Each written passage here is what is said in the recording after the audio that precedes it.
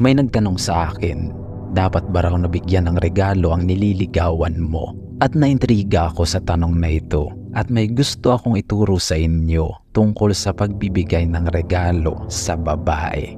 How men were created. You see, naniniwala ako na ang mga kalalakihan ay ginawa ng Diyos na may mapagbigay na puso. Pansinin nyo, kapag tayo ay mayroon, ang nais agad natin ay magbigay dahil likas sa atin ang magbigay. When we start earning money, we start thinking how we can pamper our loved ones. Nais nating busugin sila ng masasarap na pagkain, iparanas ang magagandang bagay sa mundo, dalhin sa iba't ibang lugar upang magbakasyon. At kung ano-ano pa, pagdating naman sa babae, nais natin ay ibigay sa kanya ang lahat upang pasayahin siya dahil ito ay kaligayahan na rin sa atin. Depende na lang kung sakim ka, madamot at matakaw, hindi ka kabilang sa tinutukoy ko. Ngunit ang pinakang tanong ay, kung may napupusuan ka, dapat mo ba siyang bigyan ng regalo? The female attachment.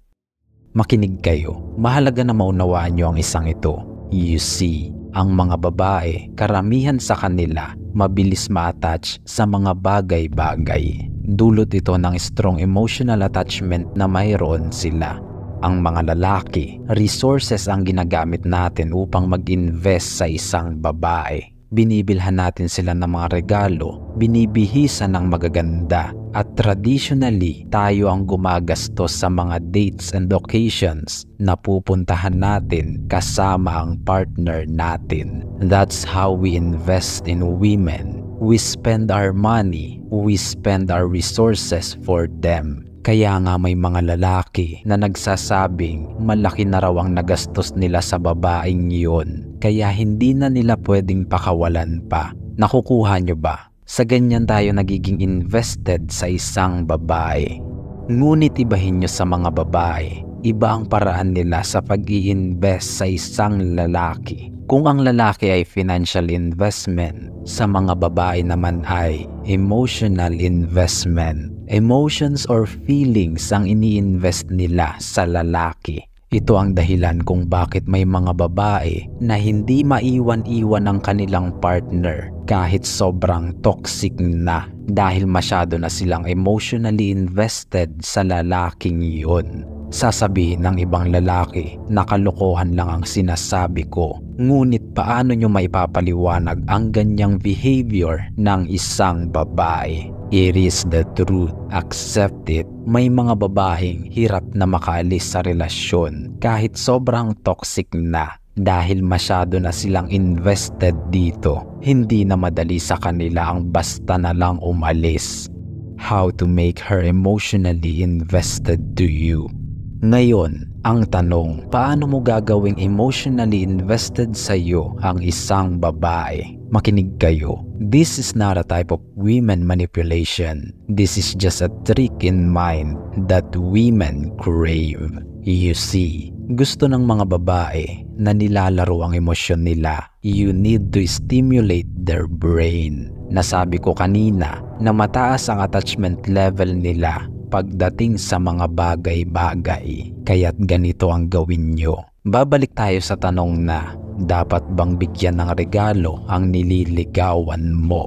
The short answer is yes. Ngunit, may mali at tamang paraan sa pagbibigay ng regalo. Ganito ang gawin nyo. Alamin mo ang mga bagay na gusto niya, pero wag na wag kang magtatanong tungkol dito. Do not ever ask a woman about the things she likes.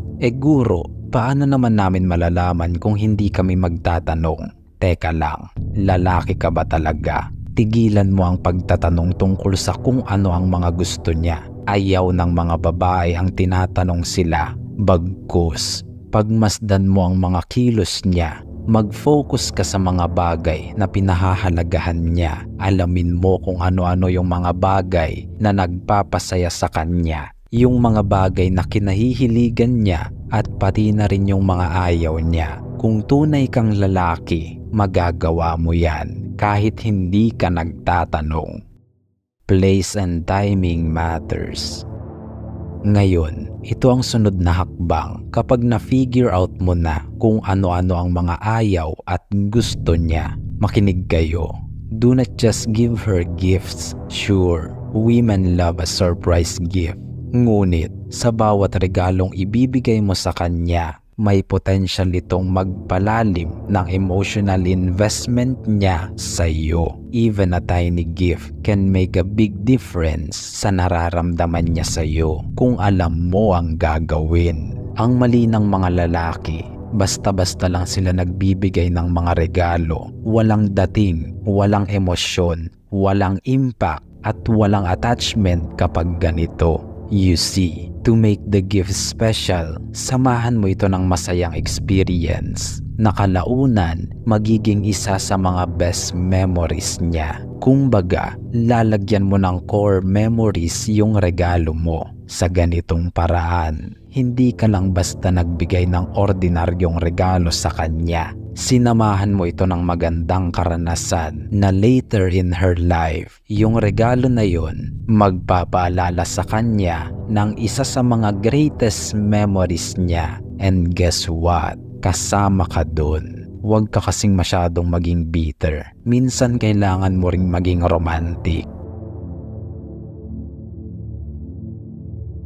Ngayon, ito ang huli kong tagubilin. Nang ibahagi ko sa inyo ang mga kaalaman sa topic na ito, alam ko na ang iba sa inyo gagamitin ito dahil desperado na. Ang iba sa inyo gagamitin din ito sa masama bilang form of manipulation.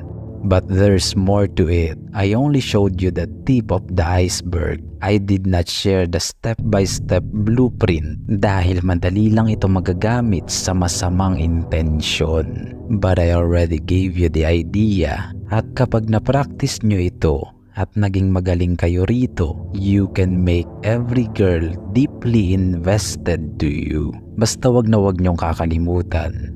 Be a responsible man. Follow your principles in life and live with your values. Nga pala, kung nagustuhan niyo ang video na ito, kindly hit the like and subscribe button to show some support. Umunawa ang may pandinig. Hanggang sa muli, mga tapat kong kawal.